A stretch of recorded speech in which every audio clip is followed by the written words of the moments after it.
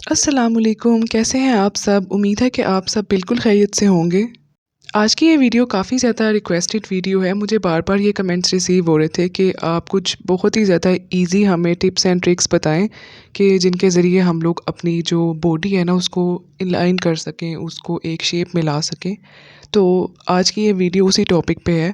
मैं आपको बहुत ही ईज़ी टू फ़ॉलो और ऐसी टिप्स एंड ट्रिक्स बताऊँगी जो मैंने पर्सनली फ़ॉलो की हैं और बहुत ज़्यादा आसान है। इनकी वजह से आपकी हेल्थ भी अच्छी होगी, फ़िटनेस लेवल भी अच्छा हो जाएगा।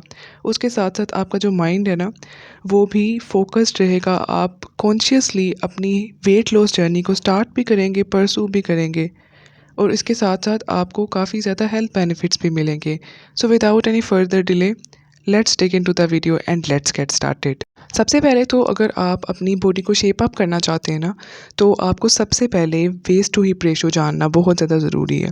अब ये क्यों ज़रूरी है? क्योंकि देखें हमारे पास एटलीस्ट कोई एक क्राइटेरिया तो होना चाहिए ना कि हमने कहाँ से स्टार्ट लेना है और हमने कहाँ तक जाना है। तो इसके अंदर हमें वेट टू हिप रेशो बहुत ज़्यादा मदद देती है कि हम लोग अभी कहाँ पे खड़े हैं और हमने अब मज़ीद कहाँ पे जाना है। इसके लिए आपको एक मेजरिंग टेप की ज़रूरत है। आपने उस मेजरिंग टेप के थ्रू अपनी वेस्ट की जो सरकमफेरेंस है ना, मतलब गोलाई, वो ले लेनी है। अब ये कहाँ से लेनी है? ये बिल्कुल जो चेस्ट के नीचे वाला सबसे स्मॉल पार्ट होता है ना हमारी वेस्ट का, आपने उसको मेजर करना है। फिर उसके बाद आपने इसको डिवाइड कर देना है हिप के सरकमफेरेंस से। अब जो हिप है ना, हिप एरिया के अंदर जो हमारे कूल्हे हैं उसकी जो चौड़ाई है ना, जो भी उसका सरकमफेरेंस है, सबसे ब्रॉडर हिस्सा जो है आपने उसको मेजर करना है। अब इन दोनों चीज़ों को आपने डिवाइड कर देना है। अब जो हमारे पास आंसर आना चाहिए ना, वो हमारे पास 0.80 होना चाहिए या उससे कम होना चाहिए, ये आइडियल है। यहाँ पे मैं आपको बता रही हूँ कि जो 0.80 या फिर उससे कम होता है ना, तो इसका मतलब है कि जो बॉडी है ना वो पीयर शेप्ड है। पीयर शेप मतलब कि नाशपाती की तरह की। अब उसके अलावा 0.81 से लेके 0.85 तक है तो एवोकेडो बॉडी है, और जो 0.85 प्लस होते हैं ना, तो फिर ये एप्पल शेप की बॉडी है। एक प्रीवियस वीडियो में मुझे ये कमेंट रिसीव हुआ था जहाँ मैंने बॉडी शेप्स की बात की थी कि हम इसे कैसे जान सकते हैं। तो आप नॉर्मली बिल्कुल आसान तरीका यही है कि आप इससे जान सकते हैं कि आपकी बॉडी शेप कैसी है। ये जानने से हमें सीवीएस की जो रिस्क्स हैं वो भी पता चल जाते हैं कितने हैं। उसके अलावा हम अगर इंसुलिन रेजिस्टेंस की तरफ हैं वो भी पता चल जाता है, फैट डिस्ट्रीब्यूशन का पता चल जाता है। तो must go and follow this step. Body shape में ना होने की सबसे बड़ी वजह तो बेली फैट ही होता है, लेकिन कई दफ़ा ऐसा होता है कि आपको जानना पड़ता है कि आपकी बेली किस कैटेगरी में लाई कर रही है। अगर आप न्यू मम है या फिर आपको हार्मोनल इश्यूज़ हैं या फिर वाकई में ओवरवेट हैं, तो सिंपली उस एक हमने चीज़ को टारगेट करना होता है और हमारा इशू रिज़ॉल्व हो जाता है। लेकिन अगर आपने एज़ अ होल अपनी बॉडी को टोन अप करना है, बेली फैट से आपको छुटकारा चाहिए, तो आपको करनी पड़ेगी एक्सरसाइज। ये सिंपल सी एक्सरसाइजेज हैं जो कि मैं आपको शो कर रही हूँ। इससे बेली फैट में बहुत ज़्यादा आपको असर पड़ता है। बेली फैट काफ़ी ज़्यादा इससे कम हो जाता है। ये सिंपल पेल्विक ब्रीथिंग एक्सरसाइजेज है। ये जिनको बैक पेन का इशू है वो भी कर सकते हैं। ये सिंपल आप जंपिंग को कर सकते हैं। जंपिंग से आपको बहुत ज़्यादा फ़ायदा होता है, आपकी बॉडी एक इन शेप आ जाती है। उसके अलावा आप जंपिंग को इस तरह से सिट स्टैंड के साथ सिंक्रोनाइज़ कर सकते हैं, और बाकी आप रनिंग कर सकते हैं। इससे भी बहुत ज़्यादा बॉडी शेप में आती है और बॉडी काफ़ी ज़्यादा अलाइन हो जाती है।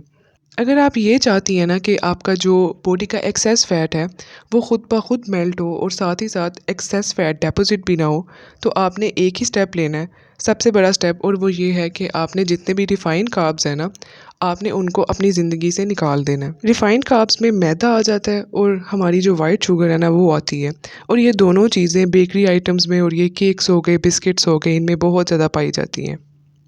रिफाइंड कार्ब्स के अंदर मैदा और चीनी है। इन दोनों चीज़ों को आपको कम करना पड़ेगा, छोड़ना पड़ेगा। जितना ज़्यादा आप इसे कंज्यूम करेंगी ना, उतना ही ज़्यादा ये मेटाबोलाइज़ होने के बाद फ़ैट्स में कन्वर्ट हो जाते हैं। सारा का सारा फ़ैट हमारी बेली पे इकट्ठा होना शुरू हो जाता है।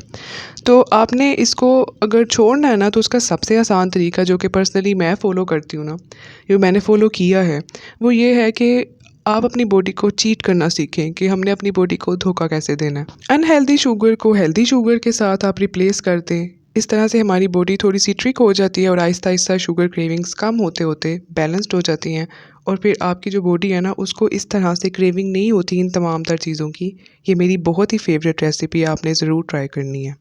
कार्ब्स को और रिफाइंड शुगर को हमने कम कर दिया, लेकिन आपने अपनी प्रोटीन इनटेक को ज़्यादा करना होता है। ज़्यादा इन सेंस कि आप देखेंगे आपकी प्रोटीन इनटेक अभी कितनी है, आपने उसको उससे डबल करना होता है। तो ये इस वजह से ज़रूरी है कि हम अपनी बॉडी का फ़ैट लॉस चाहते हैं, हम मसल लॉस नहीं चाहते। हम नहीं चाहते कि हमारी बॉडी एकदम से विल्ट कर जाए और सारा का सारा मसल लॉस होना शुरू हो जाए। तो थोड़ा-सा स्मार्ट होके चलना पड़ता है। ये इस तरह से चिकन ऑमलेट बना सकती हैं आप। मैं इसके अंदर वेजीज़ ज़्यादा कर लेती हूँ और ये बहुत अच्छी ब्रेकफ़ास्ट ऑप्शन होती है हमारे पास कि इससे हमारा पेट भी भरा रहता है और हमें किसी भी तरह की लेथार्जी भी फ़ील नहीं होती। मैं क्योंकि एक कॉफ़ी पर्सन नहीं हूँ, मैं टी पर्सन नहीं हूँ, मैं सिंपल अपने ब्रेकफ़ास्ट में पानी लेती हूँ और अगर मैंने कैलोरी इनटेक थोड़ी-सी ज़्यादा करनी हो ना, कभी मैं बहुत ज़्यादा वीक फ़ील कर रही हूँ तो मैं 1 डेट ऐड कर लेती हूँ। सिंपल फ़ॉर्मूला ये है कि स्लो ईटिंग करनी है, जल्दी-जल्दी खाना नहीं खाना, इसको 32 टाइम्स टू 40 टाइम्स च्यू करके फिर खाना है। बाकी एक चीज़ जो आपने कभी भी नेग्लेक्ट नहीं करनी होती वो होता है वाटर इनटेक। हमारा वाटर इनटेक 2 लीटर से ज़्यादा होना चाहिए। 2 लीटर से ज़्यादा होता है ना तो फिर हमारा वेट लॉस भी जल्दी होता है, फ़ैट लॉस भी जल्दी होता है। ये एक ड्रिंक की रेसिपी है जो कि स्क्रीन पे आ रही है, इसकी वजह से भी फ़ैट लॉस काफ़ी जल्दी होता है। अब अगर कभी आपको कोई इस वेट लॉस जर्नी में कोई इवेंट अटेंड करना पड़ता है या गैदरिंग अटेंड करनी पड़ती है, तो उसके लिए एक ही फ़ॉर्मूला आपने याद रखना है कि आपने स्मार्टली चूज़ करना है कि आप क्या खा रही हैं और कितना खा रही हैं। अगर बेक्ड ऑप्शंस अवेलेबल है ना, तो आप वो ऑर्डर कर सकते हैं। जिस तरह के ये जो विंग्स हैं, ये बेक्ड हैं, ये फ्राइड नहीं हैं और ये काफ़ी ज़्यादा टेस्टी थे। अब अगर आप बेक्ड विंग्स को ऑर्डर कर लेती हैं ना, तो वो आपके फ़ैट कंटेंट को तो नहीं बढ़ाएँगे, बट एट द एंड आपका पेट भी भर जाएगा और आप गैदरिंग भी अटेंड कर लेंगी। अगर आप डाइट जर्नी में बहुत ज़्यादा हंग्री फ़ील करती हैं ना, आपकी भूख कभी भी नहीं मिटती, तो आपने पोर्शन कंट्रोल के साथ चलना है। प्रोटीन का पोर्शन ज़्यादा कर दें, 8 से 12 टेबलस्पून राइस कर दें, चिकन पीसेस ज़्यादा कर दें और सैलेड का ऑप्शन लाज़मी कंज़्यूम करें।